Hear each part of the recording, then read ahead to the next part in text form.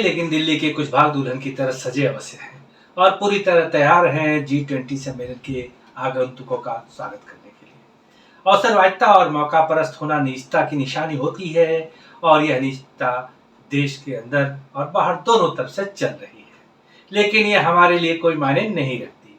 अंदर की नीचता बताने में मैं अपनी नीचता महसूस कर रहा हूँ, लेकिन आप जिद कर रहे हैं तो बता देता हूँ कि G20 की बैठक के लिए जो सजावट के सामान लगाए गए हैं उनकी चोरी भी शुरू हो गई है। बताया जा रहा है कि नशेड़ी इसमें के लाइट और अन्य सजावटी सामान की चोरी कर रहे हैं। प्रकाश की वस्तुओं को चुराने का मामला प्रकाश में आ रहा है। अब आ जाते हैं पड़ोसी उत्पाती बंदरों पर। जी हाँ, चीन और पाकिस्तान जो दोनों हमेशा खुरापात करते रहते हैं, और अब क्या किया है इन दोनों ने। नमस्कार, आप देख रहे हैं अपनी बात अनिल के साथ। इस वीडियो को बनाने का उद्देश्य यह है कि इस समय दिल्ली देखने लायक है। आप इन दृश्यों का आनंद लें और मैं इससे संबद्ध खबरों की तरफ चलता हूं। आप देखते रहिए इन दृश्यों को। चीन ने 28 अगस्त को अरुणाचल प्रदेश और अक्साई चीन को नक्शे में अपने देश का हिस्सा दिखाया था, जिस पर भारत के विदेश मंत्रालय ने अपनी आपत्ति दर्ज करा दी थी। अब G20 की बैठक भारत में हो रही है और मोदी जी इसे केवल दिल्ली तक ही नहीं बल्कि भारत के कई हिस्सों में रखा हुआ है। उसमें कश्मीर और अरुणाचल प्रदेश भी शामिल है। चीन भी G20 समूह का सदस्य है, लेकिन शी जिनपिंग नहीं आ रहे हैं। लेकिन उनकी आपत्ति आ गई है। चीन और पाकिस्तान ने कश्मीर में G20 के इवेंट आयोजित करने पर आपत्ति दर्ज कराई है। इन दोनों देशों ने कश्मीर को विवादित क्षेत्र बताते हुए यहाँ आयोजन न करने की बात कही, लेकिन प्रधानमंत्री जी ने कहा कि यह देश का आयोजन है तो देश के हर हिस्से में होगा, इसीलिए हमने इसको कश्मीर में भी रखा है, अरुणाचल प्रदेश में।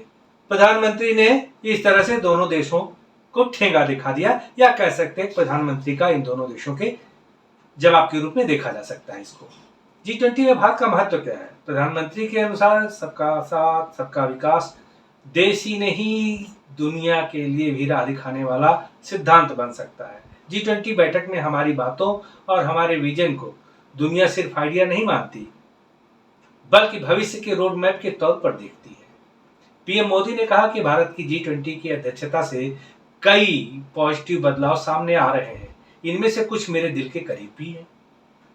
दुनिया का नजरिया जो अब तक जीडीपी पर केंद्रित था, अब इंसानों पर केंद्रित होने जा रहा है। इस बदलाव में भारत ने अहम भूमिका निभाई है। पीएम मोदी ने कहा कि 2047 तक भारत विकसित देश बन जाएगा। तब हमारी जिंदगियों में भ्रष्टाचार, जातिवाद और सांप्रदायिकता की कोई जगह नहीं रहेगी। लंबे समय तक दुनिया भारत को 100 करोड़ भूखे लोगों का देश मानती रही, लेकिन अब हम 100 करोड़ महत्वाकांक्षी मन और 200 करोड़ हुनरमंद हाथों का देश बन चुके हैं। इसी आयोजन के सौंदर्यीकरण में धार्मिक भावना भी घुसी तो राजनीति भी, और इनमें लग गई श्रेय लेने की हो। कहा जाता है मीठा मीठा गप गप, कड़वा कड़वा थू थू। तो जो अच्छा हुआ उसका श्रेय चाहिए और जो बुरा है वो दूसरे ने किया। आम आदमी पार्टी ने एक चैनल के माध्यम से दिल्ली के सौंदर्यीकरण की प्रशंसा की रिपोर्ट दिखाई और दिल्ली की बहुत खूबसूरत तस्वीरें भी डाली। सच पूछिए तो इस समय दिल्ली देख लेंगे तो आप विदेश घूमने का सपना सच तो नहीं कर पाएंगे, लेकिन एक झलक अवश्य महसूस कर पाएंगे विदेशी शहर की। मेरी दिल्ली मैं ही सवारों वाला व्यक्ति हूँ, इसलिए मैं श्रेय दिल्ली की पूरी जनता को देता हूँ। वैसे आरोप प्रत्यारोप और विवादों का राजनीति से चोरी दामन का रिश्ता है। सीलिंग वाले फवारे पर भी विवाद हुआ, जो आपसी बातचीत से सुलझाने के बजाय तकरार तक पहुंच गया, और जो ऐसे मौके पर अच्छा नहीं लगता। हालांकि बाद में यह पता चला कि यह निर्णय उपराज्यपाल यानी एलजी द्वारा लिया गया था।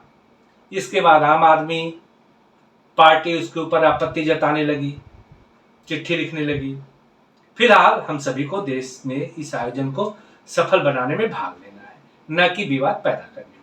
और जितना देखा है आम आदमी पार्टी, एलजी, केंद्र सरकार जिसने भी सजाया है, दिल्ली सजी तो है। और अगर वीडियो अच्छी लगी तो लाइक कर दें, शेयर कर दें मित्रों में, और चैनल को सब्सक्राइब करना बिल्कुल न भूलें। अभी के लिए इतना ही, फिर मिलेंगे अगली वीडियो में। तब तक के लिए नमस्कार, जय हिंद।